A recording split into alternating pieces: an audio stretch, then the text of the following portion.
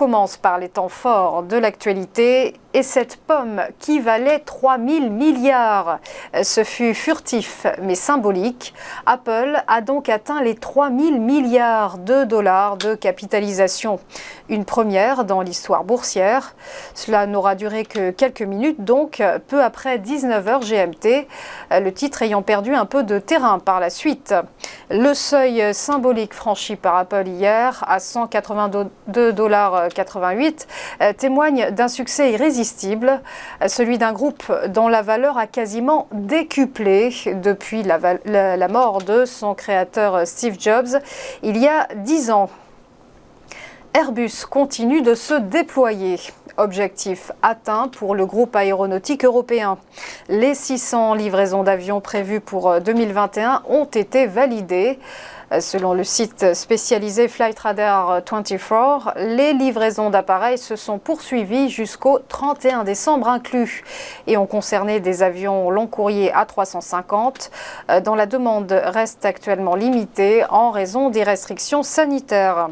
Le constructeur a également annoncé la création d'une nouvelle filiale. Airbus Atlantic, c'est son nom, va regrouper plusieurs activités de fabrication en France et à travers le monde, notamment celles de Nantes et Montoire de Bretagne, ainsi que l'ensemble des sites mondiaux de Stelia Aerospace. Revigoré par des résultats semestriels meilleurs que prévu, Airbus annonce que cette filiale représente un volume d'activité d'environ 3,5 milliards d'euros. Enfin, c'est une enseigne que nous connaissons tous, mais pour qui ça ne roule plus du tout. Caddy est en cessation de paiement. Depuis le début de la pandémie, le fabricant de chariots accumule les déboires. La cadence de production de l'entreprise alsacienne a fortement chuté et la trésorerie est à bout de souffle.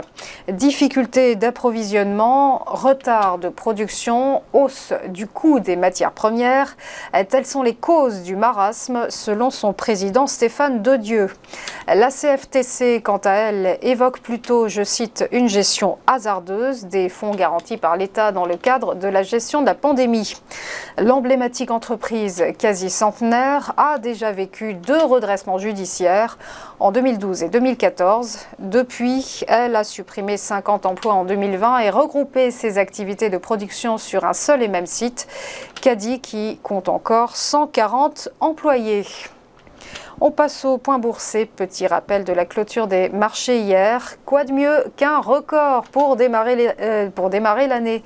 Eh bien, le CAC 40 l'a fait, engrangeant plus 0,9% et atteignant les 7217 points. Le tout dans de faibles volumes, 2,6 milliards d'euros échangés. À Francfort, scénario identique. Le DAX a progressé de plus 0,86%. La barre des 16 000 est donc franchie, 16 020 points très exactement. Du côté de Wall Street, le Dow Jones affichait un gain de plus 0,68%, tandis que le S&P 500 évoluait également dans le vert, prenant 0,64%.